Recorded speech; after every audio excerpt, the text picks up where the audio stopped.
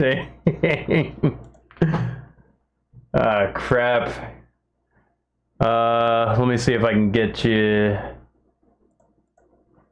Okay, I got your camera back on. Are we back? Hold on, let me refresh this chat here. Are we back? Type something, everyone. Type something, will ya?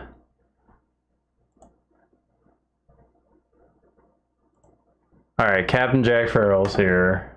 Man, what the fuck? Alright, I'm gonna have to like patch everything together, but that's fine. Alright. That's fine. It's just one simple thing. I'm gonna have to download the VOD anyway, but it's just downloading two VODs and then sticking them together and yeah. Okay. Jugulator. Okay, we were talking about Jugulator. You probably don't want to talk about Jugulator. It's not very good. I kind of liked it. Yeah, but like in comparison to what all of the other great '90s metal, that's so much better. Like it's to me, like I the ingredients are there, and it just doesn't have the songs. They're down-tuned. I guess my thoughts of it compared to the two Tim Ripper Owens albums, and I'm just really looking at it just with the evolution of Judas Priest, where it's like, okay, some time has passed. They're down tuning a bit. I think some of the riffs are all right. You know, it has a cheesiness to it, with like it kind of has these like horror movie-esque things where it's like, hey, these are kind of bits. But Tim Ripper sounds fine. But it just, yeah, it kind of just lacks like it lacks the timelessness. It lacks like just the, but it's like, it's fine. Like if you're trying to like save Judas Priest, it's like, it's generally all right. All right, here's some words. All right, thank you, Mitch. Great album? No. No, I mean, and compared to other speed metal, like it's got the ingredients there. I'm not hating on Ripper. It's not his fault. It's just that it doesn't have any direction, and just saying, "Oh, be heavy," like they already did that with Priest. I mean, with Painkiller, it's not heavier than Painkiller. Yeah, it's sort of like it's just to me, it's a different band. It doesn't sound. It doesn't sound like Judas Priest. To me, Judas Priest is Halford, and no disrespect to Ripper Owens. I think that his best stuff is with Iced Earth, which I'm not even a big Iced Earth fan. It's like I always see him as a singer in search of a better band, and he still has never found that better band. Really, I like his stuff with Yngwie the most. Like, I think, you know, but it's like, but I guess him in a band. You know, what is his he doesn't have he doesn't have an opus. Yeah. The closest one probably is that Iced Earth album, but even then, a lot of people don't like that because January 6th. But yeah, so there's a bunch of people who think that Jugulator is a underrated classic, and I don't hear it. Especially just compared to all of the other speed metal, and like the '90s, like had tons of great death metal, but it's not even as good as like in terms of mainstream metal. Like I'd rather be listening to the Pantera shit around the same era. Yeah. So yeah. I mean, it's better than fucking Metallica's Load, but you know, it's not. There were not a lot of legacy bands that in the '90s were doing great shit. Most of the great '90s bands were death metal and black metal. Yeah, it's like, okay, we're trying some different tunings. We're trying these little, you know, spoken word bits. I just didn't like any of those. It's just very cheesy. It's tacky. Too many intros. Too many intro things. It's long. You know, it doesn't really have like a singable solo, I would say, where it's like, oh, you know, I think like the playing is fine. Like the rhythm section is fine. It's just, yeah, it's better than the next Ripper album for sure, which like took a while too. Like in the 2000, what was that one? I can't even remember it. I can't remember the name. Demolition. Yeah, it sucks. Yeah, this this album, it's so. I mean, I told you got to listen to Cyberface. If you want to Cyberface listen, sucks. if you just want to listen to like this industrial type of metal, just listen to White Zombie. Yeah, White Zombie's better. yeah. It Like, 'cause with all this I'm stuff, just if they looking would at have just they're late. They're always late, and because they took too long, like they took so many years to like make this stuff, like it wouldn't hurt as bad if like the other, they made like if the material sounded like Ram It Down, then with Ripper Owens over it, they'd be having a great time. yeah, it's too like the guitar's tone is not great. It's like I appreciate that they're trying stuff, but like some of these songs are too long. Tim Ripper Owens is not doing these ballads that are like really that interesting to me. There's all like I guess like what Priest is like would pretty much, and it's like no surprise, like Priest is Halford writing about his gay crushes, and there's awesome music behind it, and that's what Priest is. Ripper Owens didn't really get that. It's like he's a different guy. He's a different guy. Yeah, like it's a different he's a different band. guy, but it's not about anything. It's just there's like the old Priest is not even really like, I don't know. It's like not even really like religious element to it. I mean, I guess some songs, but it's like no, but it's you're getting into the character yeah of Halford and like his progression, and without him, it's like it just is. There's no soul in it, and I'm trying to not hate on it, but at the same time, I've given it plenty of tries, and it's the same thing with the Iron Maiden Blaze Bayley albums. Yeah. It ain't it. If it had it, people would there'd be more people.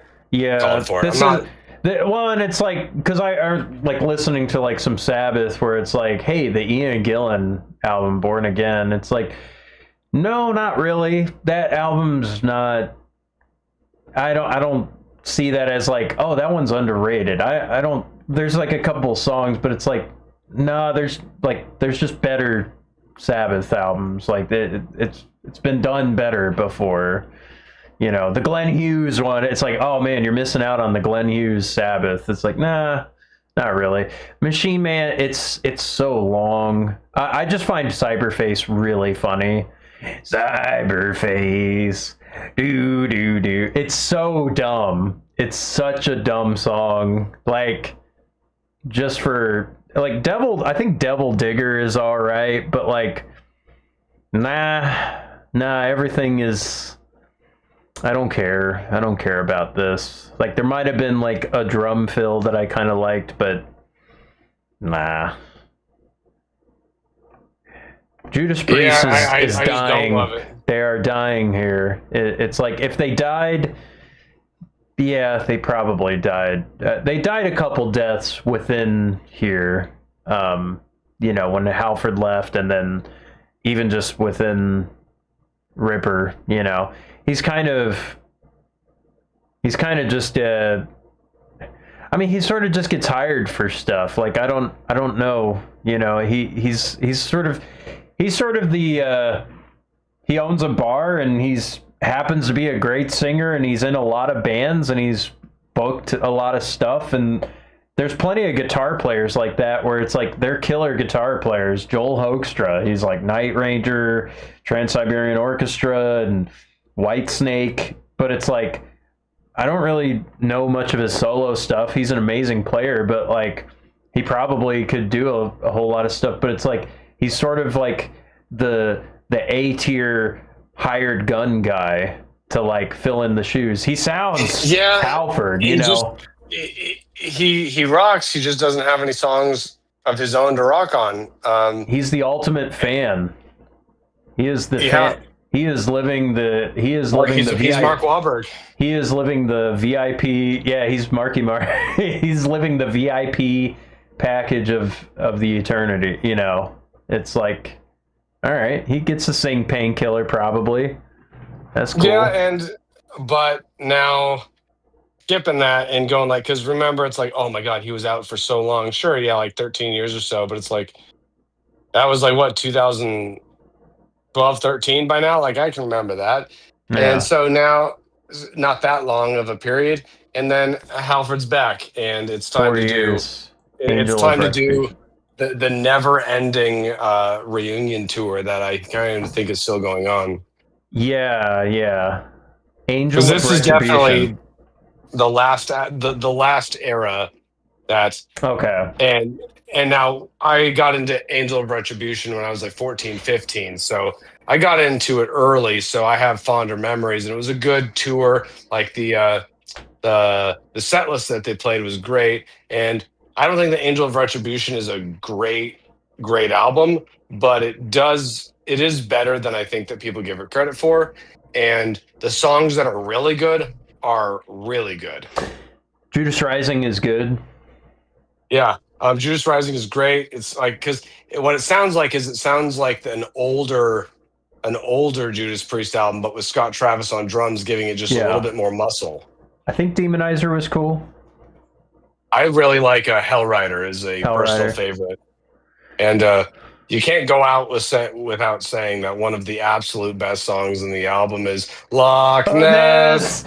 Loch Ness, the terror of the deep. People have been hating on that song for close to 20 years now, and they're right. And I'm so happy. I like that song, though. It is the longest, stupidest song. Is this song gay? I don't know. Like, for the Loch Ness Monster? Giant mystery penis and Scottish Lake, right. You know? Like, yeah, it's the terror of the deep. No, it's, man, what a big, dumb, stupid song, but it's probably better than Johnny Be Good. Yeah. It's just so funny. It's such a funny song. And sometimes I like songs because it's like everybody hates this song, and I'm like, okay, I'm ready for it. And it's like the Final Fantasy remake where people are like, oh, I hate the ghost that like changed the game fate or whatever. And I'm like, I just started laughing when I saw that because I was like, it's so funny. It's so funny. I don't care. Like Loch Ness, this is such a funny song.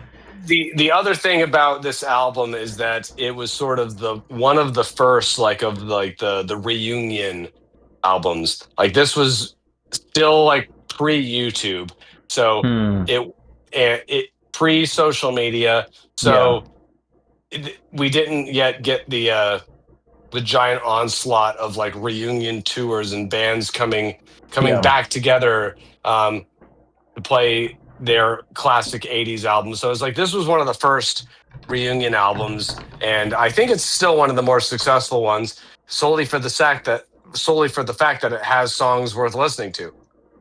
Like that's kind of as simple as that.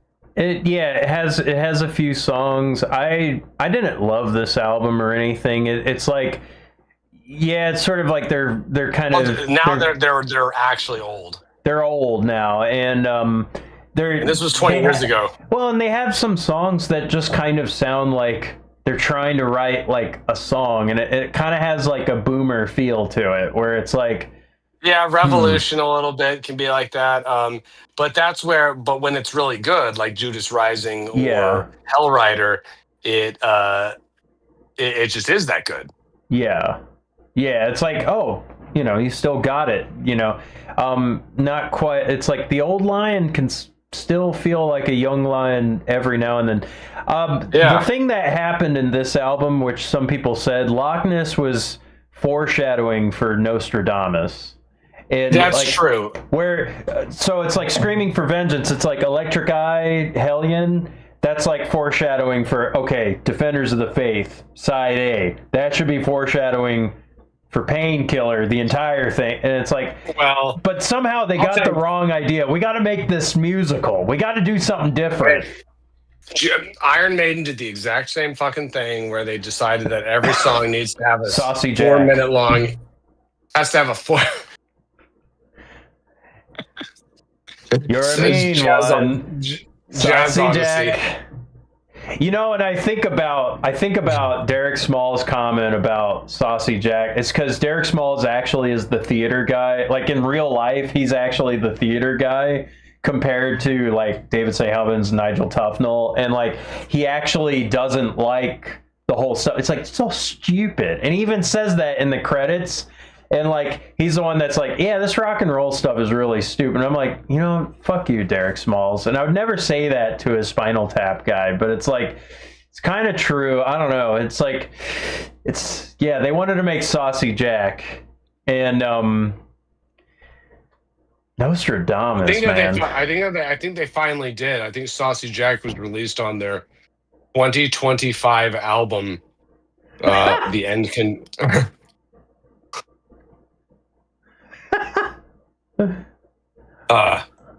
That's.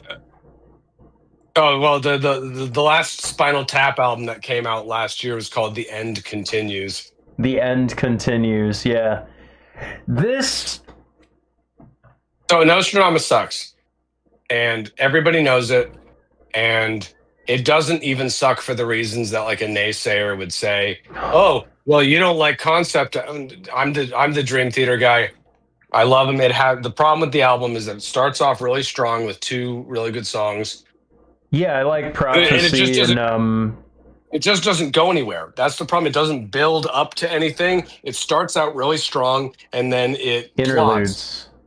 Plots. And Dream Theater's The Astonishing. Like Dream Theater's my favorite band, and The Astonishing is a piece of shit. And like there are countless other great double albums. So it's like everybody. I don't know if Mitchell's down there, but like, you know, we listened to it was like a 23-minute Dream Theater song, and Mitchell was just dying to just be like, man, that song sucked. He was just dying to like, I forget which one. Seasons? It might have been something like that. I don't know. It was a very long song. It might have been that Octavarium, yeah, might have been that. And he was like, man, this is not. I don't care. Yeah, and I love Octavarium, but I'm also gay. So, sorry. So, Rob Halford is Nostradamus. He could, and that song Prophecy fucking rules. There's cool ideas. Nostradamus. There's like weird synth stuff. It's like they got some weird like bass. Like there, I have the Yamaha DX7 Reface. It's just a little synth keyboard, and there is a patch on there called Wobbly Bass. And I remember I was listening to one of these Nothing songs. It might have been Pestilence and Plague, and I was like, you know what? There is this weird wobbly bass synth in there. It's like well, and it's like it is not matching any of the tempo, and it's like, well, maybe some sort of, you know, polyrhythm thing. And I'm like, it's buried in there, and I'm like, I hate this sound. It's well, and it's not loud. It's not loud in there. The song, I hate to admit it, I don't think I ever listened to this album. I don't think you're missing much, but I'm just telling you, there is a song in there. It might have been Pestilence and Plague. They genuinely tried, and they failed, and you know what? That's okay. This is not like there's no hate in here because it's not. They've loved and lost. They've been massively successful. I would have loved for this to be great. Yeah. I would have loved for this to be great, but the problem is that if you're going to do this musical theater prog thing, you have to, like, just like any story, you have to have a beginning, a middle, and an end, like a rising action and like a climax. And the album does not work on a level of like tension and building and storytelling, so it just turns into mush.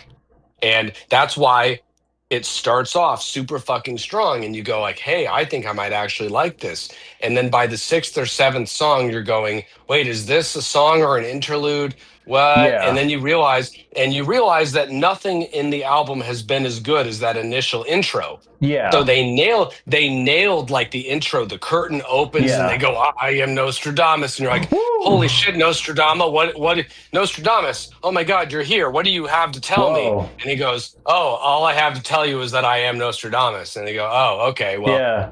What's what are your you going to predict? prophecy? I will That continue to be Nostradamus until I am no longer.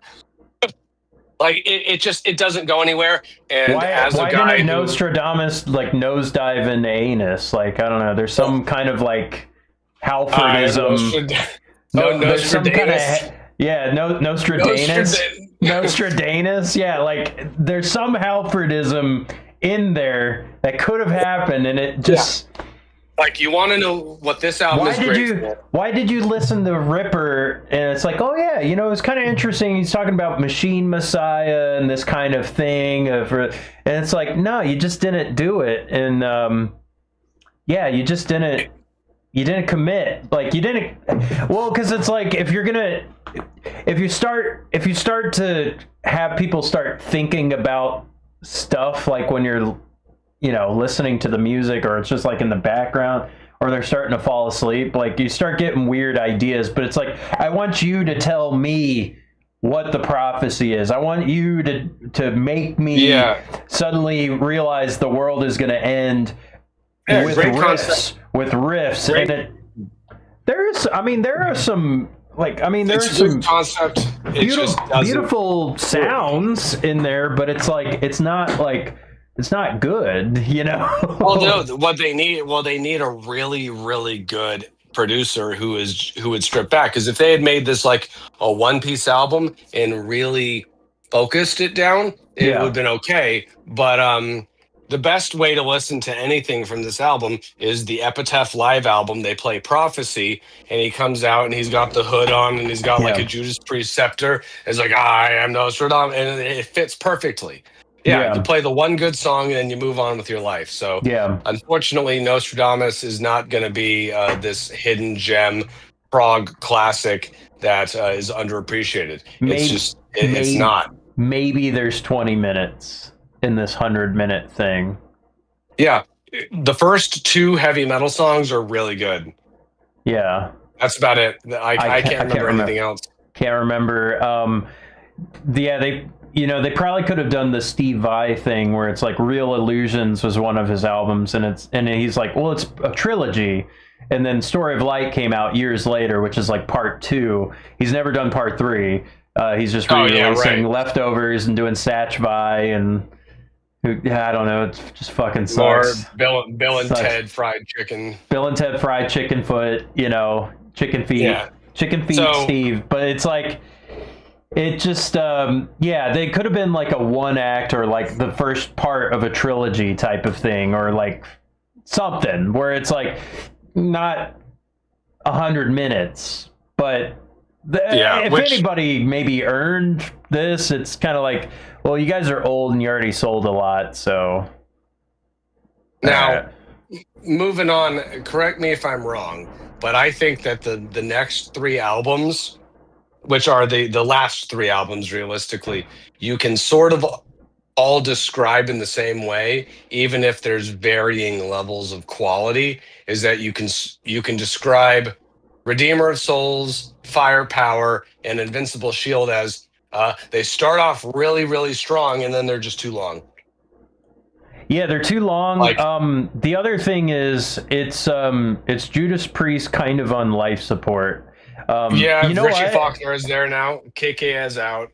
KK's out. Richie Faulkner is an amazing guitar player who also might be on life support due to his aortic heart is that vein. Oh, I didn't hear that. Is that new? He had some problems. It's like, how is the youngest guy in the band having the most health problems? But like Glenn Tipton, and this is a sad thing. So just call me a new Judas Priest fan, where it's like I'm discovering I'm time traveling 50 years I'm like learning about this band, and it's like I'm sad that Glenn Tipton is old, has like Parkinson. You know, it's like his hands just don't work, and the music videos are him just like playing one chord, and it's more like he probably is playing on Redeemer of Souls, but like he's this is the beginning of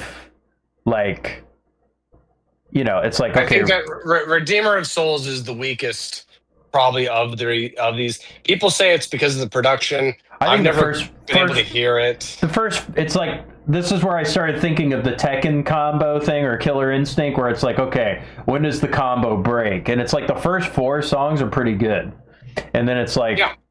maybe there's a song in there. Right, it just turns all into filler. I think out of all these 3, the one that is the most strong is the one that everybody thinks is the strongest, which is Firepower. Is Firepower and Lightning Strikes good songs, but it's too long. If it was 30 minutes long, I'd think it was great, but it's not. Let me see how long Firepower is actually. The guy with the shirt that says John 5 on it, he looks like the dude that my father cheated on my mom with. Nice. Me too. Sorry to be random. Okay. Merciful Firepower, Fate. okay. Merciful Fate is better than Judas Priest. Okay. You're not right or wrong. Judas Merciful Fate's 2 albums, 2 essential albums, Melissa and Don't Break the Oath, are 2 of the strongest albums in heavy metal. And I would contend with Judas Priest. The problem is that Judas Priest has like 12 albums that I think are at least really good. But if you told me that you liked Merciful Fate more than Judas Priest, I'd say actually I might even too, up to a point. I definitely like Merciful Fate more than I like Metallica. Judas Priest though has a Painkiller. That's the problem. Like if you include the King Diamond stuff in with Merciful Fate, then you've got an argument. But the Merciful Fate stuff after King Diamond came back, like the beginning and like all of the late era Merciful Fate stuff is pretty skippable in my opinion. They're a 2-album band, and this is a 15-album band. But anyway, I don't want to talk about Redeemer of Souls that much because I don't think it's really that interesting. Yeah, it's not. It's not. I think it had like 4 pretty fun songs. It's like it's like, okay, you got a new guy, Richie Faulkner. That is Sword of Damocles. Good. Was this one already being produced by Andy Sneap? No. Okay. Let me see. Well, okay, so yeah, that's Firepower, I think. Firepower is Mike Exeter. Tom Allen. Wait, no. The best thing about Redeemer, Dick Beatham. Yeah.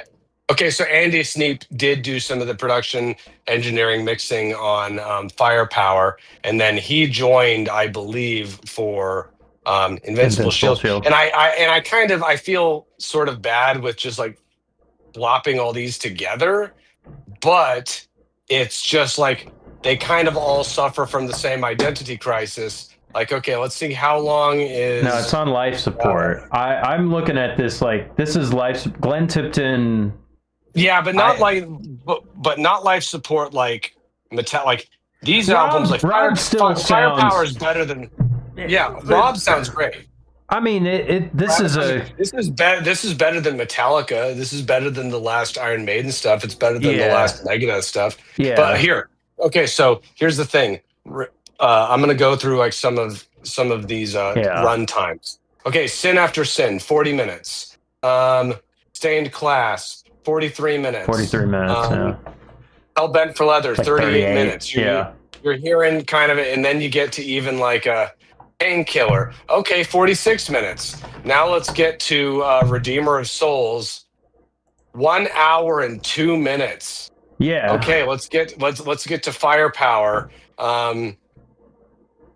58 minutes. Let's get to Right. Invincible Shield, 52. Like the problem is It's that long. they can still good. And hey, I love a long album by somebody who can handle that sort of material.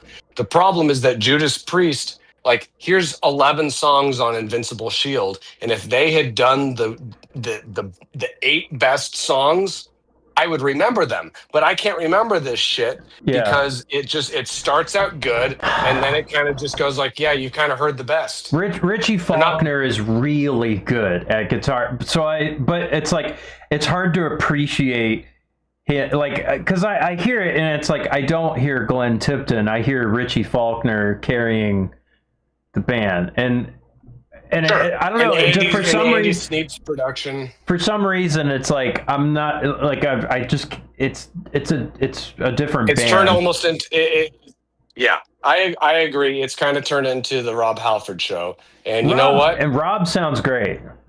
Rob sounds amazing. So that's like what's doing it. And then you still got Ian Hill and Scott Travis. So the albums sound good. It's just as albums, they're just not there. So if Yeah. I was going to do anything, it's like I genuinely, and a lot of Judas Priest fans are not going to agree with me. I think that Angel of Retribution is by far the best post reunion album as a start to finish piece of work. I think that from Nostradamus all the way to Invincible Shield, you could make a nice little playlist, and you could probably get like 40 minutes of good songs. I'm not saying that there's no bad. I'm sorry. I'm not saying that there's no good material in these albums. And there is, just they don't have a producer in there smoking a cigar saying, "All right, guys, you got to cut a couple of these." That's the biggest problem. They're fat. Yeah, these are fat albums. Hey, Iron Maiden has done the same exact thing. Iron Maiden, the last couple albums are like a fucking hour long, and I was like, who has the time for that? You're not Dream Theater. You're not Pink Floyd. I'm not. If they here's the thing. If they were going to be a good band at playing long material, then Nostradamus would have done it. Yeah. Because they're better short. They had their time. I think it's and here's why British Steel should be better remembered than it is, because all that it does is just focus down. I seen Rob Halford a long time ago in his band Halford. The band was meh, but Judas Priest still shredded. Yeah, favorite, sure. Dick Dugster. I like old Priest a lot. Not heard some of the more recent stuff. My favorite is Sad Wings of Destiny. Oh, we got some Sad Wings fans. Okay. See, Dante, we do have an old. We did find an old guy. We got the old guy. Yeah. What are we talking about tonight? We're finishing up. Dante, can you read? Can you read Deep Dive Episode 2, Judas Priest? Do you see? So now we do the tier list, right? Wait, we got to talk about Invincible Shield. They got 50 years. You know? Yeah, well, but Invincible Shield sounds like the parts on Firepower that aren't as good as Firepower. I kind of, like, I phoned it in listening to it. Like, I was like, this sounds great. You know, they're doing, like, the AI visualizers. But it's like, it's Richie Faulkner playing, you know. Yeah. He's really good. Glenn, he can't play. Do we talk about KK's Priest? I gave it a listen, and you go like, okay, it's fine. It's fine. Care. I mean, he's kind of similar thing. He has a little bit more energy to him, and he's like, yeah, I'm KK. You know, if you want to, there's a lot of these like offshoot bands where members sort of make their own version of the band. Like Jeff Tate has his Queensryche. Yeah. Or there's Entombed, and then there's Entombed AD. The best one by far is Venom Inc., because it's two of the guys in Venom, and then one of their second singer. They did the whole Ripper Owens thing, and they went back. And the problem, the thing though, is that they're live bands. Like KK's Priest, I would totally go and see that all day long. I'd see Ripper sing through Painkiller, but I don't give a shit about their new songs. I listen to the albums and it's okay, but I don't got time in this world for okay. Yeah. Like the KK's Priest, it was what was the song? It was like on this KK's Priest. It was Yeah, I'm looking it up too. I'm trying to, because there was the Ripper song that I thought was like really cool. Hellfire Thunderbolt. Yeah, I mean, as AI just wrote you a heavy metal song. It might be, yeah, like Yeah, and you know what? That's fine. Hell breaks loose. We're in the noose.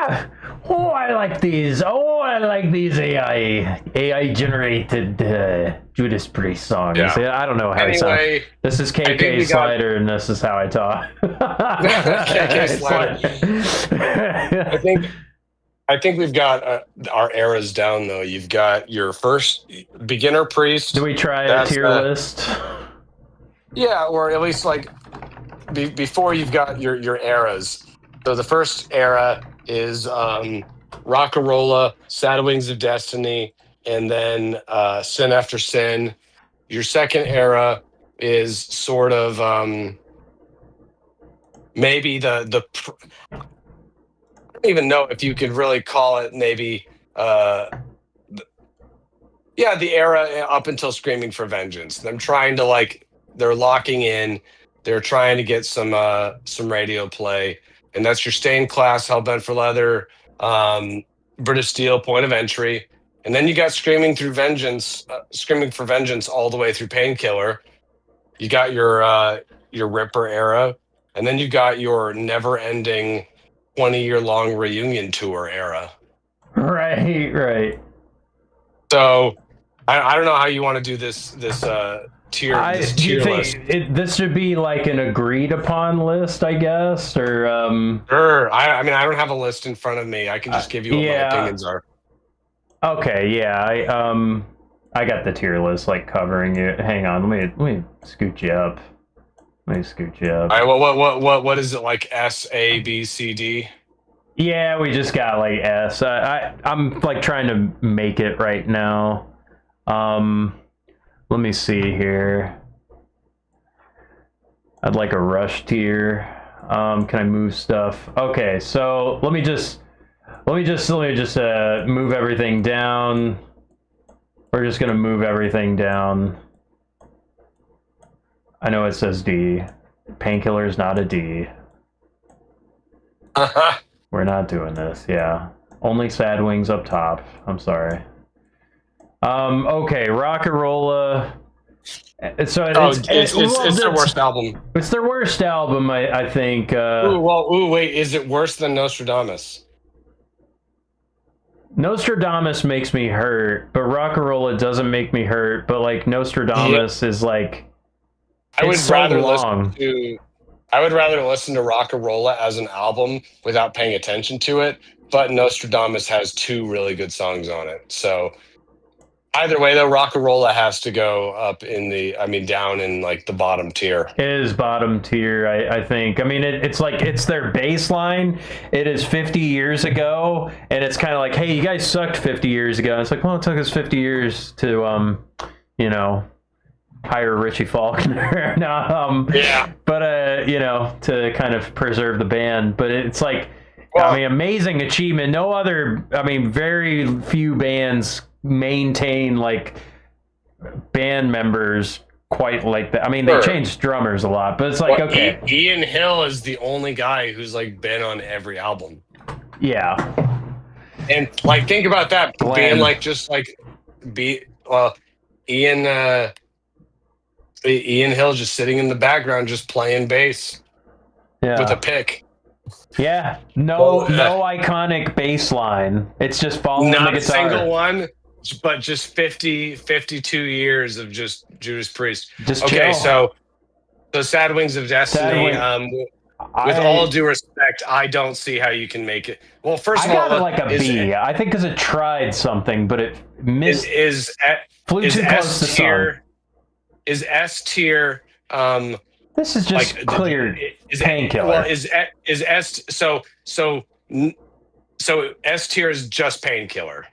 Pretty much. That's fair. I have to call Sad Wings of Destiny. I have to give it like a C. I think it's a good album. and I respect, and I actually even appreciate how much the metal community like really underdogs for it. But as a heavy metal album, like compared to the stuff that was coming out, or just like, it's not a Motorhead album. It's not a Deep Purple album. It's not Rainbows Rising. It is. If you gave me my favorite 70s rock albums, it wouldn't be in the top 100. It's good. It's good, but if you are like, they're not like these heavy metal masters yet.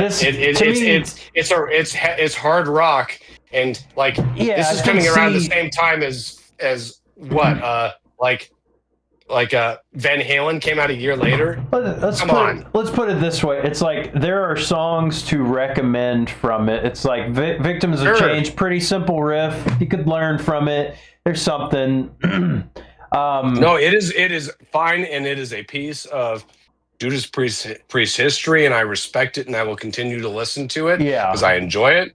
But on its own, it does not stand up. It is held It is held by the legacy. It is the story of Icarus. He flew too close to the sun. Had good ideas.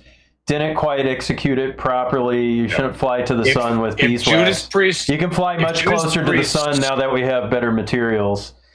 If Judas Priest if they never made another album, I guarantee you that nobody would remember this album. Nobody remember that, or at least not in the way that they remember it now. It would be just another sort of 70s YouTube hidden gem. And I love YouTube hidden gem albums, so I'm not hating on it. In terms of quality, it is against stacked material. Yeah, it is. There are harder hitting. It's better albums. We're not ranking. We're not ranking potential. It is. And for all those people that hear something different and are like, no, Sad Wings is like the best fucking album ever. I respect that opinion. Dig Dugster loves this album. I respect that I don't hear it. What is it? He said, yeah, I'm old. I'm almost 59. Been a metalhead since before metal was cool. So he's 59. Yeah, okay, he's twice our age, Yeah, I mean, I understand that. A third more than our age, I love proto metal. But this album old, but this album came out in 1976. I was born in 1988. So it's like telling me that I couldn't understand something that was made in 2014. Yeah. I want it played at my funeral. Wow. Okay. All right. Hey, and you know what? Like I said, not hating. It's got good songs. Victim of Changes, The Ripper, Tyrant. It's a good album. There are definitely I love the performance, like the old Gray Whistle test. I thought that was seeing vocal coaches kind of react to it. It's like, wow, his technique is just flawless. But if you compare it to other late 70s bands, like compared to Motorhead, compared to Queen. I mean, even just Queen. Like just early Queen. Van Halen, Rainbow, Blue Oyster Cult. I think that Judas Priest sounds like a bunch of young kids who are trying to do something good, and I appreciate that underdog status. But I think that Sin Out, and here's where the respect goes, because I think that Sin After Sin is like, this is an A. Yeah, it's an A. Yeah, for sure. Now it might be a low A. Yeah, maybe low A. Lowest of the A. Good ideas. They learned how to make a song. They make some epic things. It stretches the mind. I think there's some cool stuff for like any kind of musician player. Like if you want some riffs, you got some riffs. If you want some singing, you got some singing. If you got some drumming, there's some drumming in there. It feels short. It's very well paced. Yeah. They don't put the ballad like near the end of the album. They put it like, hey, you get 3 songs to get your ballad, and then let's close this thing out with the second half. It's a very easy to listen to. Like, I fell in love with this record. I fell in love with this record on the treadmill. I just put it on and I got on the treadmill, and next thing that I know, it started over and Sinner was playing again, and I was like, I'm going to listen to this again. Yeah. And so So that's the thing. This out of all of the Judas Priest albums that I love, this is like the last one that I fell in love with because I kind of just skipped over it because nobody was recommending it. And then when Yeah. I finally listened to it, I was surprised at just how good it was. And Yeah. over the last 4 or 5 years, it's a great album. Yeah. But and I know that you're gonna say Stained Class. You're probably gonna say a B. I think a high A. I think it's one of their You think a best high albums. A? I think from start to finish, I could be convinced it's a, because like the more it's something I would probably come back to because it's like that's sort of the thing because like you mentioned Exciter and there's like some things in there where it's like I would come back and listen to this. I would. There's definitely. It does not have a bad song on it. It doesn't have, and that might be what makes me rank it higher is because it's like, does it pull me to go back and listen to it? Back then, outside of Exciter, couple comments. Back then, we had AM radio, and it was all over that. In fact, Victim of Change is what inspired me to learn how to play guitar. That's awesome. Oh, good. That's okay. I want my group to be a bench where goth teens can listen to Judas Priest, cuddle, or homeless people can read the metal unscripted memo on the bench and take gnarly snooze. Okay, so that's interesting because we don't have the AM radio phenomenon of that anymore, where we're just playing random song. Now, I'm not saying that's not a single, but it's like Victim of Changes ain't being played now. No, it is, and it should. That would be one of those songs where it's like, listen to this, check this one out. This is a cool riff, like. And that's why if you're like a pentatonic guitar player, like you're starting to like putting together some hammer-ons and stuff. Hell yeah, get some of that. Stained Class. So Stained Class, it's like. To me, the way that dude feels about Sad Wings of Destiny, that's the way I feel about Stained Class. Like, it spoke to me as a 16-year-old in like what 16-year-old in 2006 is listening to Stained Class. It's like that everybody's listening to Painkiller. That's what got young people into Judas Priest. And then going backwards is when we were like, oh, these songs are really good. Okay. So Stained Class is a personal favorite. Let's start getting some stuff. So Killing Machine, I'll just kind of throw on like B. It's like kind of solid. I think it's a C or a D tier. C or D. As a full start to finish album, I think it's got 3 excellent songs, and better then than I can't Sad remember the Wings. rest. Better than Sad Wings, I think. I don't know. Maybe. I don't think so. Sad Wings is just like, since it's earlier, it just kind of like, and I know it's like potential, not really ranking potential, but it's like Sad Wings, it gives me like, there is just that youthful kind of thing of just like, they were young. Wasn't that cool? But I think that I will say that with Killing Machine, I think that I think that the things that it does the best were perfected on British Steel. British Steel, I'll give it a B. I think British Steel is a very high B. I think, but Killing Machine, put it where you want it. But whenever I listen to Killing Machine or Hellbent for Leather, whichever one you want to call it, I am listening to the first 3 songs. And let me see. The first 4 songs. Delivering the Goods, great. Rock Forever is good. Evening Star, really good. Hellbent for Leather, really good. The rest of it, it's fine. Actually, Running Wild's very good. Which actually, if there's anybody in the chat who is a real metalhead, the band Running Wild is a fucking sick pirate power metal band that got their name from that song. So maybe of the 3, it's kind of like Stained Class, British Steel second, and then Killing Machine maybe. Oh, Killing Machine is easily the weakest album to me. Me outside of Rock and Roll here. All right. Point of Entry is D. It is. I mean, I would even put it lower. I don't know. I'm not going to put it. I can't put it on C. I don't think that Point of Entry is any worse than Hellbent for Leather. I don't think it's great. But I thing think that is, Heading Out to the Hellbent. Highway and Desert Plains are great songs, and the rest of it is fine. Yeah. You Say Yes is shit, but You say I yes. I don't think it's that. I don't think it's that offensive though. That's the It's only not. song that It just that is that song. that is the You Say stinker of Yes me. is it. Yeah, You Say Yes. I think that Judas Priest only has like 3 or 4 really bad songs, and You Say Yes is one of them.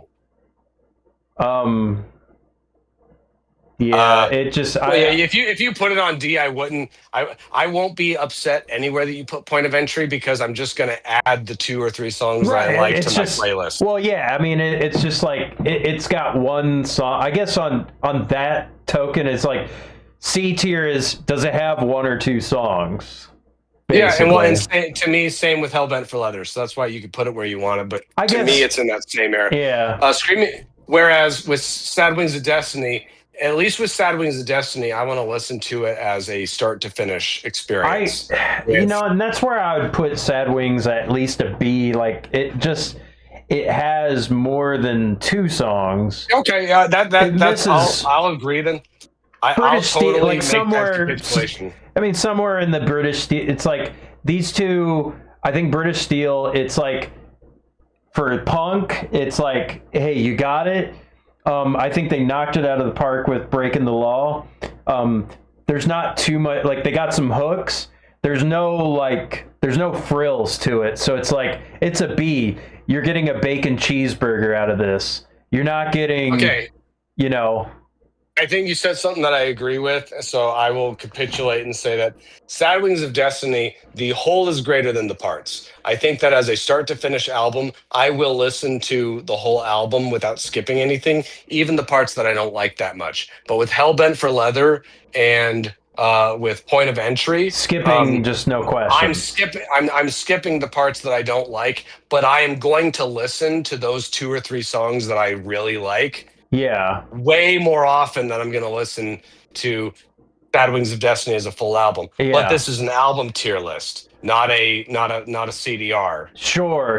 And and it's like but British Steel I think is very underrated. I think it deserves to be high B. Well, and it's like Sad Wings, it's like I'm going to be thinking about Sad Wings more than the song Hellbent for Leather. Well, and even if I were autistically fixated on Hellbent for Leather, I'm not. Like it's just Well, and here's something also about British Steel. Am I going to be the stupid guy who sees Judas Priest live and is upset that they're playing 5 of the anthemic British Steel songs and they're only playing 1 or 2 Sin After Sin songs? Like, no, Sin After Sin is obviously more of an album type of album. British Steel is obviously anthem, like arena rock.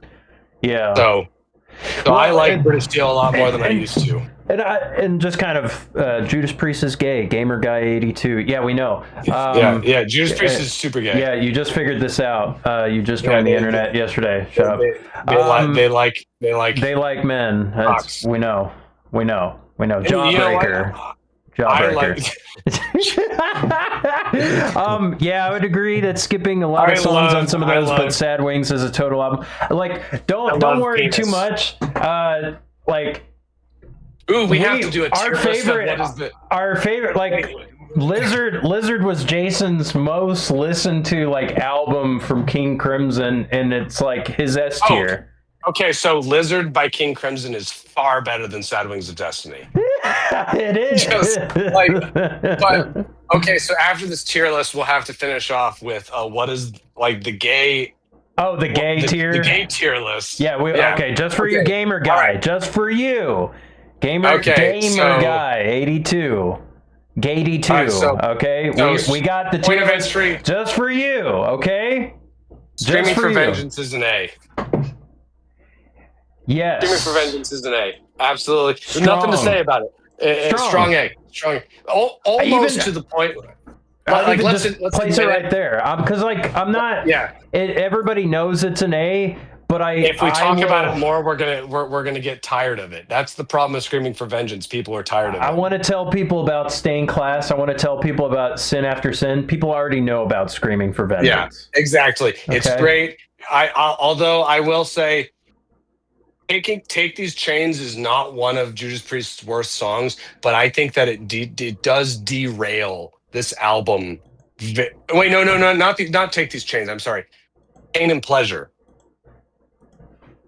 Pain and you're giving me I think that song derails this album. And if they took that song off and it was just 9 songs and it went from Take These Chains into Screaming for Vengeance, I would listen to it in one sitting far more often. But as it is, I kind of, I put the album on while I'm going to work. I get to Pain and Pleasure and then I turn it off. And then on the way home, I start with Screaming for Vengeance. So it's like, Yeah. it is not, Screaming for Vengeance is not a perfect album. It is, though, a highly, highly recommended great album. And I will also say it's probably, I think that this would be fair to say for some of the older metalheads, I believe that it is sort of the end of the new wave of British heavy metal, because after this is thrash, Metallica, Megadeth, Slayer. So it's like, this is which is why Defenders of the Faith is so cool that they stepped it up in such a big way, because if they didn't step it up and just kind of did another kind of lo-fi metal album, I don't think that they would have survived. I think that would have been their painkiller. But Defenders of the Faith is weird because the first half of the album is S and the second half of the album to me is C. I wouldn't call the end that bad for me. It's not bad. It's just in comparison to how good the first half is. Yes, that is true. And it's kind of just like, but because the first half is so good, I guess it's like, it is the highest A, but I just added a tier. I added SS Painkiller. I'm just going to call it an S. I don't know. I don't think you can. I think that in terms of an album, Sin After Sin from start to finish is a better album, even though the material on Defenders of the Faith on the first half is better. I think that Stained Class is a better album from start to finish. However, once again, the first half of Defenders is better. It is among the great albums that they have. It totally is, and that's why this is such a hard tier list. Yeah, because it sounds like I'm throwing shade, and I'm not trying to. It's like that second half. I guess if you're being because it's like I'm kind of like thinking too. It's like there are some weak songs on it, and like I would skip those songs probably on a re-listen. If the second half was as good as the first half, this would be one of the absolute best heavy metal albums of all time. And as it stands, it is one of the great heavy metal albums of all time. Does that make sense? Wait, say that again. It's like this is not one of the greatest heavy metal albums of all time, but it is one of the great heavy metal albums. This is where, I mean, like I said before, it's like they become a contender. It's like, it's on your radar now. And it's like, this is, hey, they're what? Better. The only one of those bands that was heavier was Slayer. They are heavier than they are heavier than Megadeth. They are heavier than Metallica, Testament. All the thrash bands, like the Sentinel, slays those. Yeah, it's awesome. So you can put it in A. I would say that's fair. I think it's a A. This is where it's like, oh wow, like you could have weak songs, but then be like, whoa, this is the best band ever. This is gonna like create. I forgive a lot. This will convert people. Like this is like you will become a fanatic through this. Okay, so I do agree. I think that it is so strong in the first half that even though the second half is not bad, it's actually quite good, but it's mid. That first half is so good that I'm going to be listening to it for the rest of my life.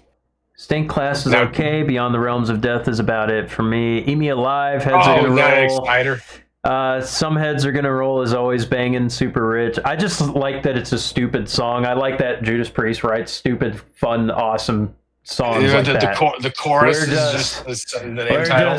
We're just gonna kind of do like there's not much to kind of like get metalheads kind of like all right, this pretty cool, you know. All right, Turbo. I want to know what you think. Man, so I think it's not like it's a positive sounding album. It's backloaded for me. Turbo Lover, I think it's growing on me. It is not my favorite. It's got some cool music videos. Like I love the aesthetic of it. It's goofy sounds. I put it in a B. It's like not the best. I think that's fair. My personal preference. I think that from start to finish, it's probably a better album than Defenders of the Faith. But the first 4 songs on Defenders of the Faith absolutely smoke it. Yeah. So I think that a B tier is fine, because I will admit that like Private Property, Parental Guidance, Rock You Around the World, I like it more than I like most Judas Priest filler. But I think that this album is nowhere near as bad as people say it is. By the way, so for those in the chat, we are this is our tier list. Now, you might have your own. I really would like comments of how wrong we are, how wrong Jason is, especially. Not me, because I have feelings. I might quit streaming. No, but it's not wrong. It's I'm absolutely right in this, we're right, this list. Infallible. But Turbo Lover, it's like because I love this perspective. It's like Dig Dugster, he loves Sad Wings. He would put Turbo C at best. You know, there's like one song, not even A. What? Not even A? Well, okay, well, we're kind of negotiating. We're kind of negotiating which Jason might have a trouble with. I know he's like, look, I'm gonna put it A. Like Jason's list might be A, but like me, I might put it C. But it's like here's the thing about Turbo. I think it tried something. Here's the thing about Turbo that people misunderstand. They think that it's so different from the other albums, and it's not. Their songwriting is the filler songs in particular. Like, you can't tell me that Private Property, Parental Guidance, Rock You All Around the World are any different than the filler tracks that are on Killing Machine. They're no different from some of the stuff from the second half of Defenders of the Faith. What I'm talking about when I'm talking about an album is not just these individual songs. It is the listening experience from beginning to end, and how that sort of 3-course meal actually feels. So Defenders of the Faith is like what happens when you eat the absolute best cheeseburger of your life and then the waiter farts in your face. It's still the best cheeseburger in your life, but you go like, you could have saved the fart. Turbo is not the best cheeseburger in my life, but nobody farts in my face. It's a late bloomer for me. Defenders of the Faith is Mike Tyson. The first 6 rounds, he is the most dangerous man in the world. And let's be clear, I'm not comparing Turbo. Like, I just compared the Defenders of the Faith material to like Megadeth and Metallica and that stuff. I'm not comparing Turbo to those metal bands. I'm comparing it to the pop metal bands of the time. I would rather listen to Turbo than Def Leppard or Poison or Rat or Motley Crue any fucking day. So to me, it's not that different. And in terms of the actual songs that are really good, Turbo Lover's great, Locked In is great, Out in the Cold's great, Reckless could have been on Defenders of the Faith, and it would have been better than half the material. I like seeing the comments. Hell nah. Turbo Lover's a good example of what happened to heavy metal in the 80s. It was the beginning of the end. But it's like, I guess like even after the end, they didn't die. They made Painkiller, which is like this is the resurrection story of just like. So this is Zoomer bullshit.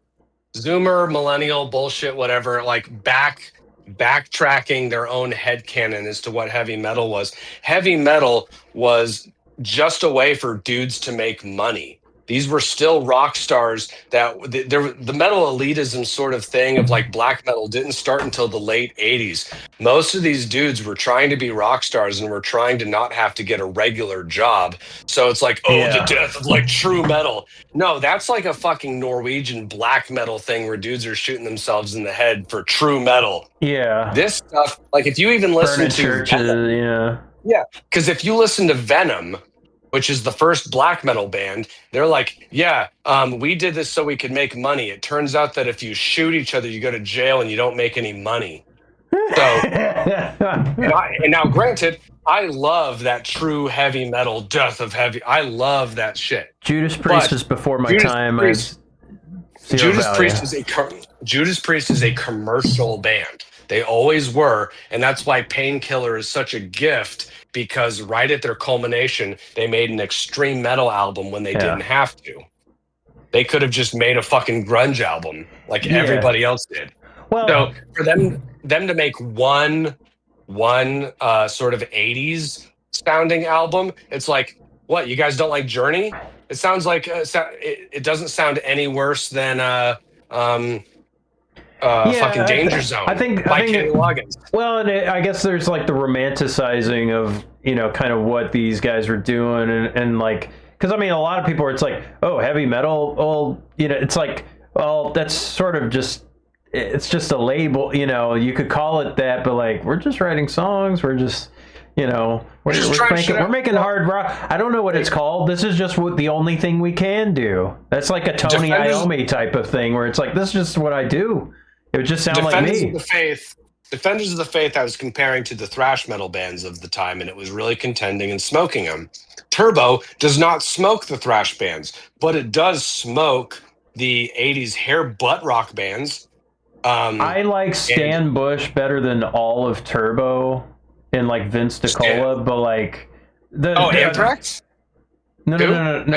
Stan Bush, you know, Transformers, The Touch, like Dare. Like, I like that better than all of Turbo, but like Vince DiCola, like Rocky Force. I like talking about. Well, no, I'm just like, if I were to compare Turbo with an 80s sound of like stuff. You're right. It's totally more like a Europe sort of thing. Well, and like, but it's like, I guess like, if you know, if like, I don't know, Final Countdown, it's like I look at Europe like a 70s band that kind of was in the 80s, and because they got like the organ, but it's like they have their own thing. But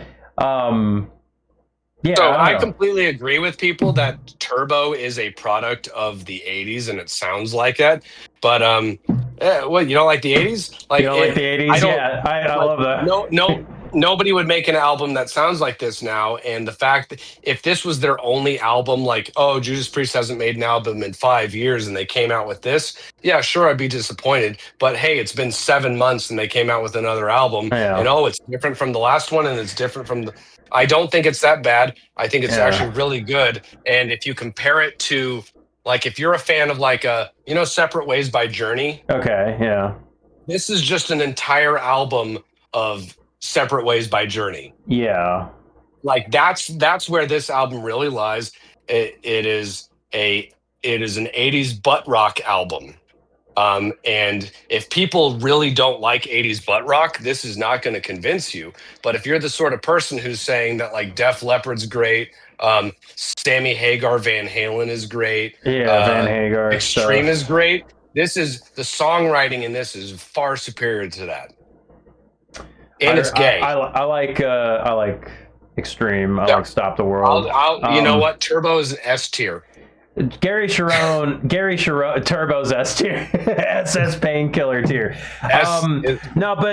Just for some people that might not know Judas Priest, I mean, this may be like, hey, you want to get into an album? Like, there are like certainly eras. It's like Sin After Sin, Stained Class, Defenders of the Faith, all solid. Painkiller is like a have to listen to. You have to. And Turbo. I found Turbo in a discount bin for $5, and I bought it, and I was like, "This is fucking great." So, what do you want for $5? Yeah, you could You definitely could spend worse money. Yeah, Okay, no, so I think it's a great album. what do we? Okay, so Turbo Ram It Down is next. Well, you put Turbo in B, didn't you? I did. I think. I think that I think that Ram It Down is inferior to Turbo, but I do think it is very good. I would say probably B I tier as well, well, low B tier. well, and it's like I would find myself coming back to listen to the Sentinel. Ram It Down has good stuff. I just put it in the B tier because I can't really remember it. I remember liking it. I remember not liking everything. I think it had that same problem of starting out good or kind of being a little bit mixed, and then The first 6 songs are great. yeah, and then Ram It Down, all like this is a wonderful, wonderful album if you want to go pump iron like Arnold Schwarzenegger. I could be convinced to go back to listen to Ram It Down. Like if I were to just go like in just terms of metal and stuff, I would put Screaming down and I would put Ram It Down up and just kind of like this is just You're right, because Screaming has the songs, but the problem is that Ram It Down has the production. And whenever you're doing something like lifting weights, you want that vibe and feel yeah. more than you're paying attention. So this is a wonderful album I mean, to work out to. like would it be like just Screaming for Vengeance is the high B better than British Steel? I think Screaming for Vengeance has earned its A slot. It's just Okay. Yeah. despite what my personal day-to-day opinions are, because I come back to it. Yeah, it's like for now again, like I haven't memorized these songs. It's kind of like it's like an initial feel. Jason, if you ask me, I've listened to Turbo start to finish way more times than Screaming for Vengeance, start to finish, just because it's that easy to listen to. But I'm not going to deny that Screaming for Vengeance has its place at the top because it just is that good. Yeah. It's so good that I don't have to have personal feelings about it. I don't have a personal connection to it as an album. My personal connection with it is from the songs taken and putting in like Guitar Hero or put in Vice City. So it's kind of like more weighing just like heavy metal influence. Like Screaming for Vengeance just is, you know, I mean, it's just, right. Hey, they got the recipe right. Who am I to say that? Who am I to say that they don't know how to make a Big Mac? It's like the Big Mac's the Big Mac. You gonna change it now? They got the they got a Happy Meal in there. They even gave you a cool toy. It's, you know, you got a Ninja Turtle. Ram It Down is like the third or fourth of their albums where it starts off super strong and it dies off on the second half, and it makes it sound like it's a weaker album, and it's not even that it's that weak. And if people in the chat say that they like Ram It Down more than they like Turbo, that makes perfect sense. Yeah. Because it sounds much more in line with Defenders of the Faith. The material is weaker than Defenders of the Faith, but it's sort of here's what you need to do. If you took the first half of Defenders of the Faith from Free Will Burnin' all the way down to the Sentinel, and then you put on the first 6 songs of Ram It Down, you would have the second best Judas Priest album. Yeah, it would be Painkiller tier, you know. But they didn't. So so I think low B, I only just because I listen to it all the time. I really like it, but that just is what it is. Not as like memorable in the sense of just. And remember, these are as albums. These aren't as like pick your top 2 or 3 songs. Yeah. Okay. So Painkiller, obviously, double S. Painkiller. There's nothing to talk about. It is the perfect. Like this is the best. If you don't know anything about Judas Priest, go listen to Painkiller. The only albums that I can think of that are more metal, that are like better. And I know the guy brought up Merciful Fate earlier, and I respect that recommendation. But Painkiller is better than Melissa and Don't Break the Oath. However, those two combined, pretty darn great. As a singular album, the only heavy metal albums that I can know of that just on their own are just these monoliths of no frills. There's only 2 or 3. There's Cryptopsy's None So Vile, which is a death metal album, so people who don't like death metal aren't going to like it. Maybe Ride the Lightning. I'm not even the biggest Metallica fan anymore, but I can't deny that album is almost perfect. But in terms of just what metal represents, scaring hoes, not capitulating, no ballads, like just balls to the wall. Like if you're going to call A Touch of Evil your ballad, all right. Okay. Yeah. That's yeah, sure. It barely even slows down. And it's just right. Okay. Right. So to me, Judas Painkiller represents the just unabashed gaiety of what heavy metal should be.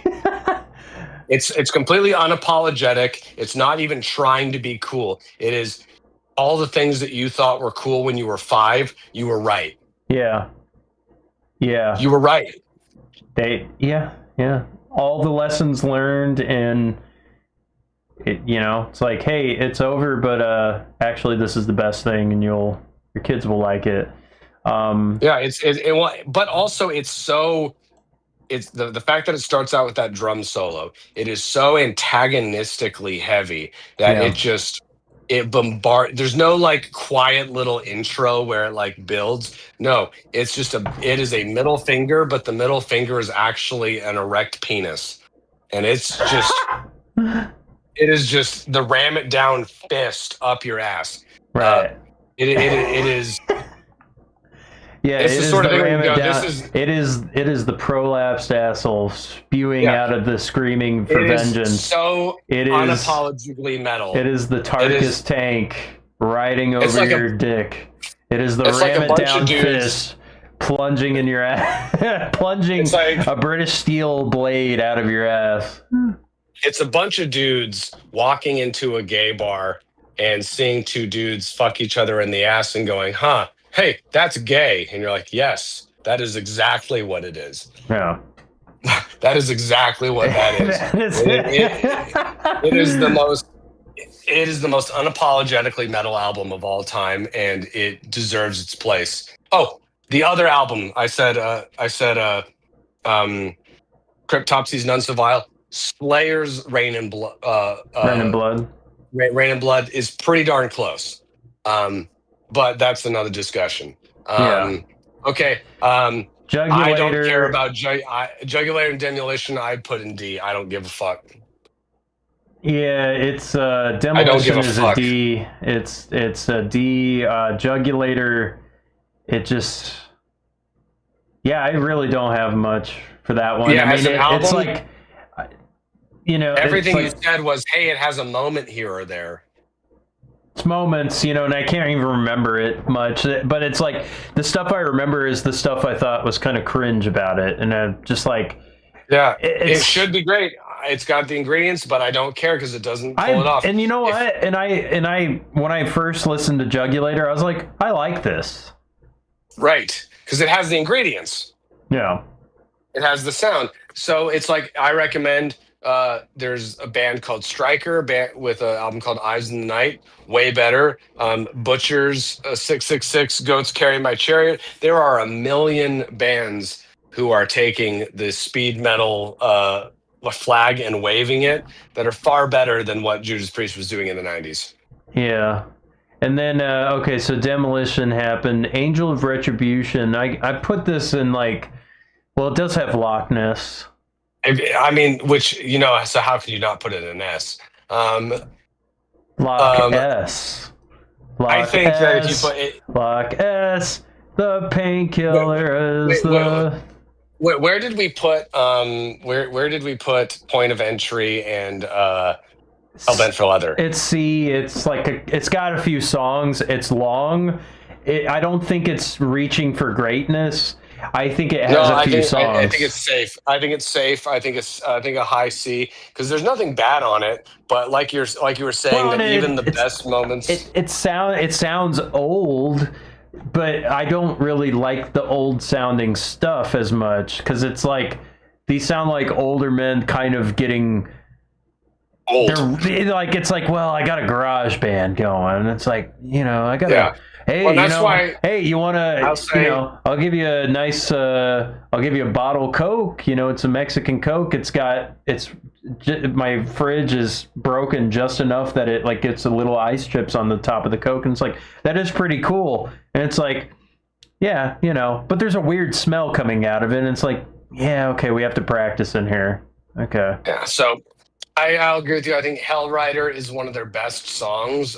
It's just but yeah, C is fine. I only really like Loch Ness from Loch that Ness. one.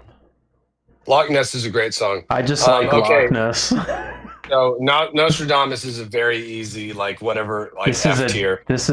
oh man, we're gonna the N tier.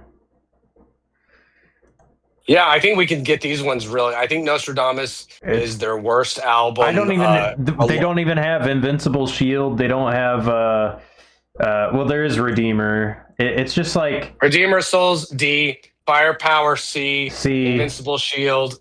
Somewhere. What's in the middle? What's in It's between somewhere- C and D? it's CD's nuts. CD's nuts. I think that's kind of it. So That was What- pretty easy. so what do we got from top to bottom? Well, it's like, hang on, let me move this.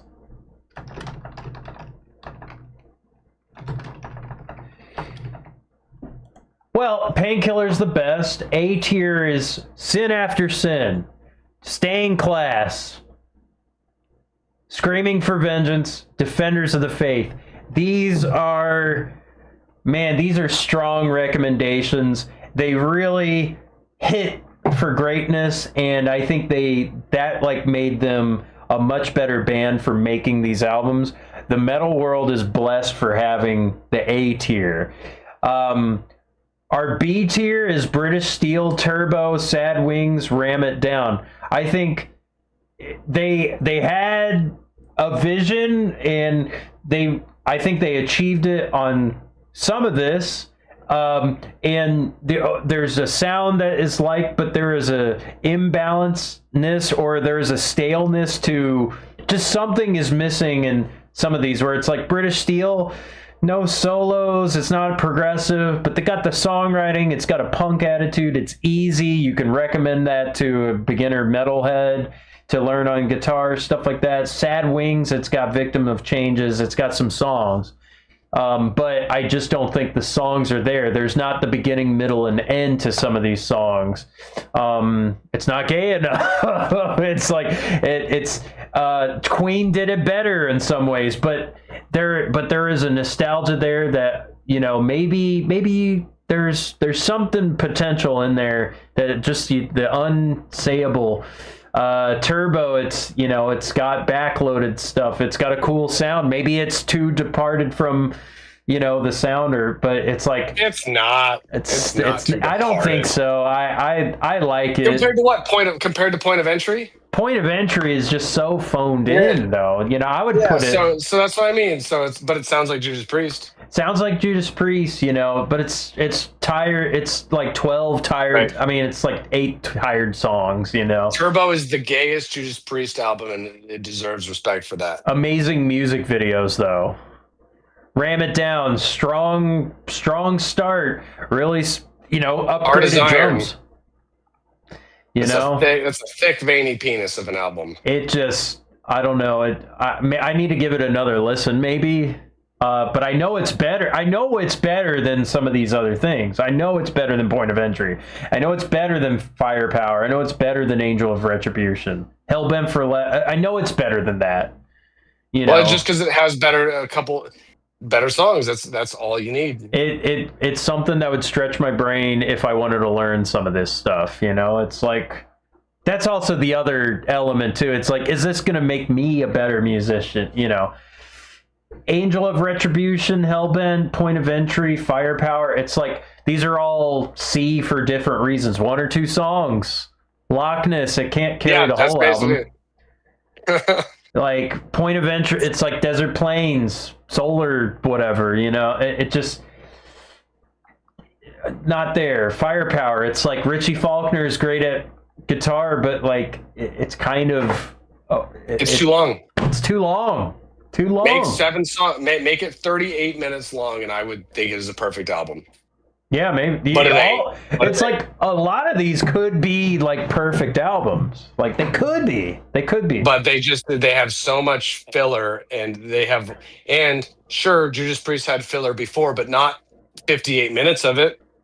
Invincible Shield is Invincible Shield because they got 50 years. They made it. They made it across the finish line. Should like salute them for like they finally got to AI. You finally got the AI, It's really funny. It's funny. We'll see what they do. We'll see what they do next. It feels like the last album.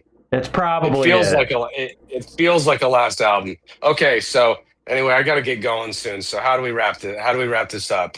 I mean, that is Judas Priest. It's 50 years. They did it. I love this band. I think I have stuff I like. I'm gonna have to like go back and listen to some of this stuff.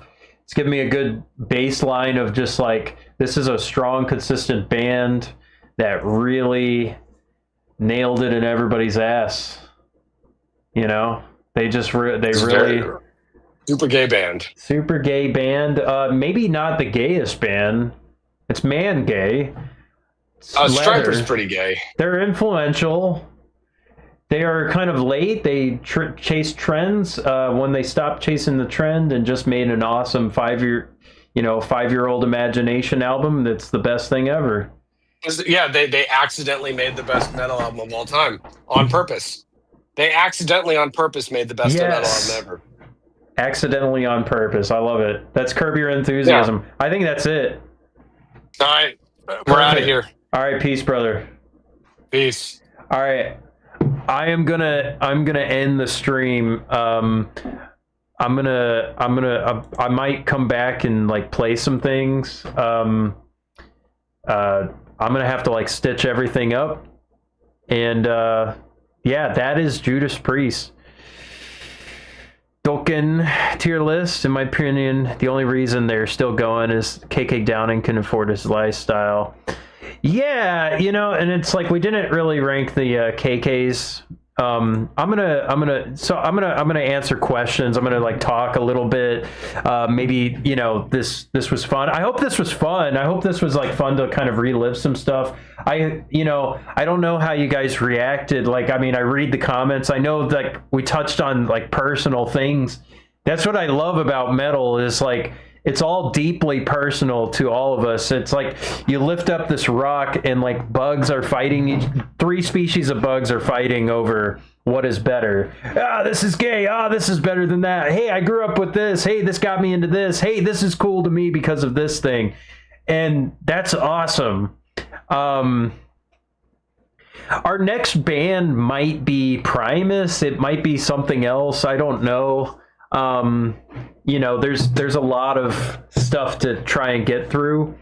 Of course, it's like I think we just kind of naturally wanted to do this kind of podcast format because we did this like we're listening to stuff and like I think since I've been growing my channel, like some of you guys know stuff, like you guys recommend me songs.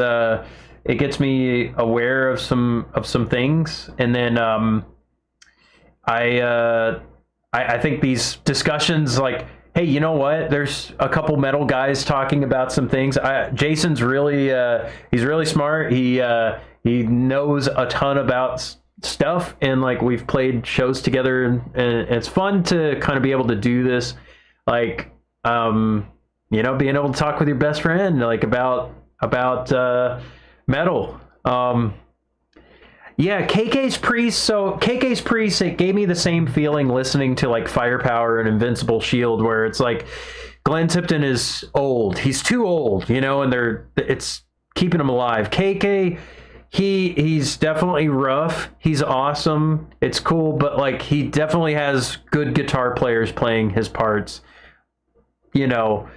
But he's just kind of doing kind of the sort of his brand of priest, you know, and it's, you know, he kind of found AI as well. It's like he kind of found his thing, and it's they're old man playing metal, and like you can be, you know, it in some ways, like we kind of joke about old men making music. It's not as cool, but like, you know what, we're gonna become old.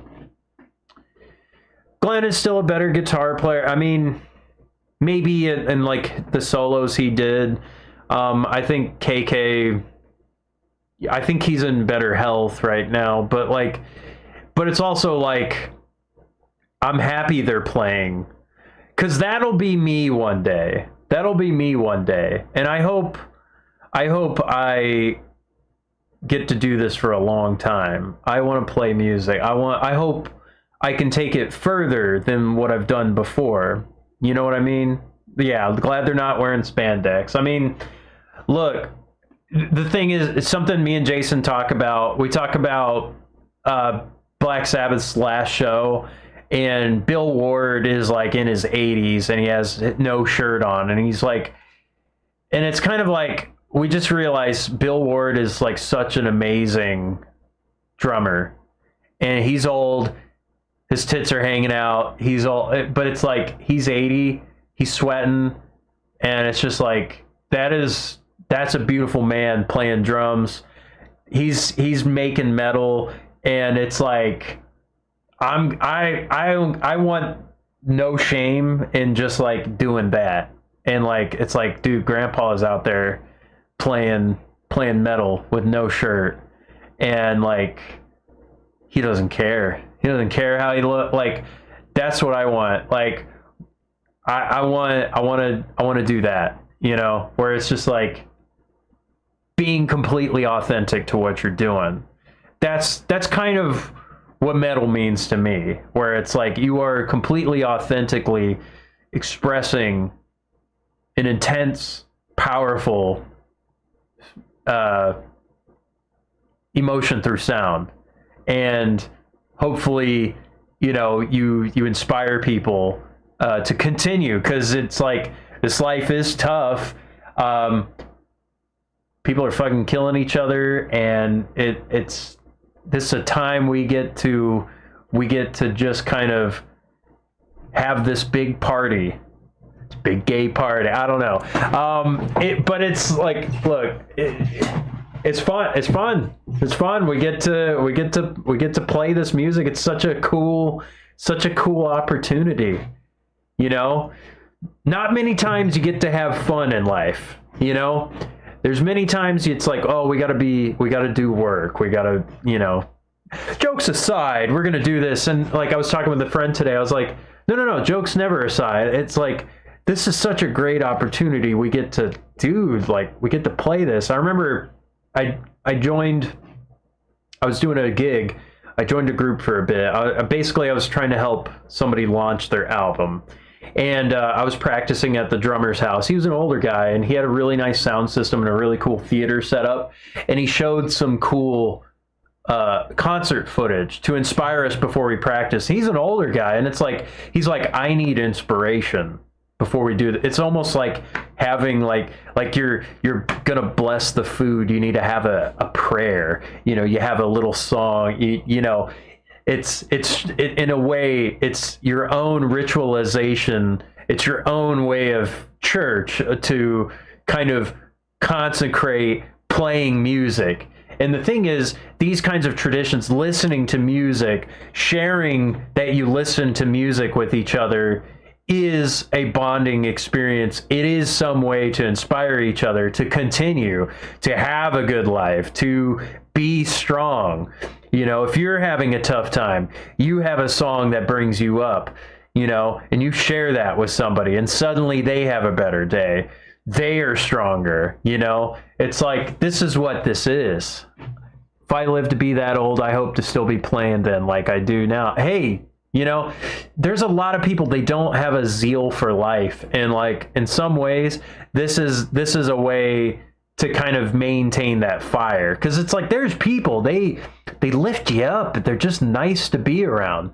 But but there's been times where it's just I've been around miserable people. I've been around absolutely miserable people, and it's rubbed off on me. And it's like, I've had times where I've been miserable, and it's like, you know what? I gotta stop that. Like, I gotta have, I gotta really change this paradigm. And it's like, hell, by now Bill Ward is paying for his great grandkids' college education. Yeah, I don't know, but it's like, man, listening to Bill Ward, it's just like listening to those old Sabbath records. It's like, Bill Ward's amazing. I love him. He's present throughout the entire thing. He's always playing. It's always something interesting. And it's like, I don't know. It's like, just to be able to like regain or like get a new feeling of like excitement for music is something, something special. It's like you've listened to the same stuff before, and it doesn't hit quite as much, but it's like, this is a way get to listen to some new stuff, or some old stuff, and it's like get some feelings. And in some ways, we don't, it's like, yeah, we might be dismissive of certain elements of things, but it's like, I gotta tell you, I love Sad Wings of Destiny. I do love that album. I don't think it's the greatest album ever, but I do love it because I listened to it. I watched some performances. I tried learning some of the stuff. I'm like singing along, and it's like I'm like trying to put myself in 1976. Because it's like, I don't know. I'm just trying to imagine, and it's cool to be able to hear like you listen to it on AM radio. It's like get to see that. I mean, the thing is, we take so much stuff for granted, and like, just how much music there is, and I don't know. We live in an interesting time where. I mean, the stuff I grew up listening to, it's like it was on movies. It was, movies my older siblings listened to. They had albums and CDs and stuff like that. And like, it's kind of a short period, and like technology changed, and then like Napster came, and then suddenly everything opened up. And it's like file sharing started catching on, and then there were different websites and YouTube, and it was all very new. And this kind of the way like people are now, there's going to be people, they grow up and maybe they only know AI music. I don't know. Like apparently like almost half of everything uploaded is AI. I get comments here and there. Finally, not AI slop. It's crazy. We're in the greatest era of music. We live in the greatest of times. We live in the worst of times. It's like we live in pretty astounding times of just everything is available. But it's like, it's crazy that like, I don't know. I stream every day. I've been playing music every day. I play a lot of the same songs, but it's like, I find it interesting that people are finding me, and they're finding it like a breath of fresh air. I'm like, really? I'm just a guy. And it's like, wow, finally not AI, finally not this kind of thing. And I'm like, huh. So, I don't know the role I'm going to play in life. I don't know the role I'm going to play or the lives I will touch. I know of lives that touch me. But this is a being able to broadcast to the world is a great power. And I intend to keep doing this. Is this anything unique or anything? I simply don't think I'm doing anything special. I don't, but I do look at this like I am working on something I want to work, and I want to express my own creative ideals and stuff like that. Jason's released a few albums. I've recorded for some of his stuff, and like I'm working on my own album, and I am ready to, I'm still building it. I'm still building it. I haven't been streaming that much this past couple weeks. I had sinus infection. I got news for you. I'm almost 59. Still haven't figured out what I wanted to do when I get older. I don't know. I guess it's the, I guess I could say when I was young, when I first saw guitar, I knew I wanted to play guitar. That kind of just solved it. Like right then and there, it was, yeah, oh yeah, I'm going to do music. Yeah, just like that.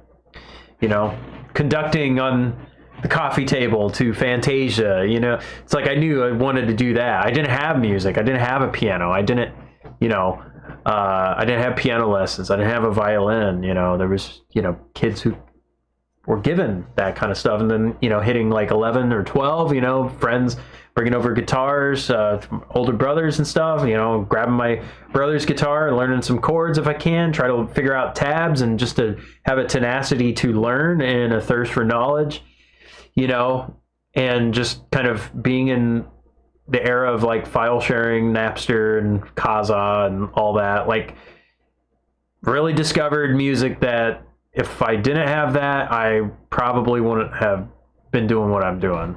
And, it's like, I don't know. It's like, I know what I want to do though, and this is part of it, so I'm still just going to build on it. I never would have imagined people would be streaming games and music and things like that, running your own TV station from your home. That's what this is. So it's really cool. It's really cool. Kind of been rambling a little bit. I'm going to go ahead and end the stream just to make this a clean segment. And then I'm going to attach those two streams together and then re-upload it to YouTube. I'm going to do that. That'll be a little bit later. I'm going to turn on the stream again, maybe to play games, maybe to play some guitar.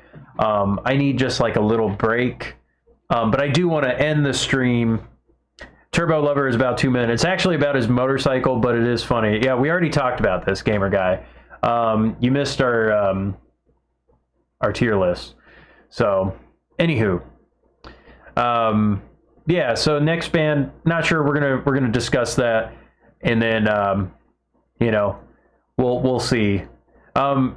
Funny enough, Judas Priest is not the gayest band we've covered ELP, Emerson, Lake and Palmer, and I think the songs definitely are much, but that's a different definition, I guess. So anyway, but we didn't stream that. That was not streaming that. It just, we talked about a lot of different bands, so we kind of have like unrecorded lore that we haven't really discussed. Maybe on some other day we could just talk about bands we covered before or something. But it's kind of just, it's sort of, we'll call it the Lost Scrolls, okay? We'll call it the Lost Scrolls. Like, we never recorded it. It's just, it's unrecorded discussions about what we think, so we're going to kind of filter it in. Like, I talk about Yes, I talk about King Crimson, Captain Beyond, and some of these Led Zeppelin. We we just didn't record these discussions. So I have a whole list of colorful bands that would make the list. Oh yeah, I mean there's so anywho, I am gonna go ahead and I'm gonna raid out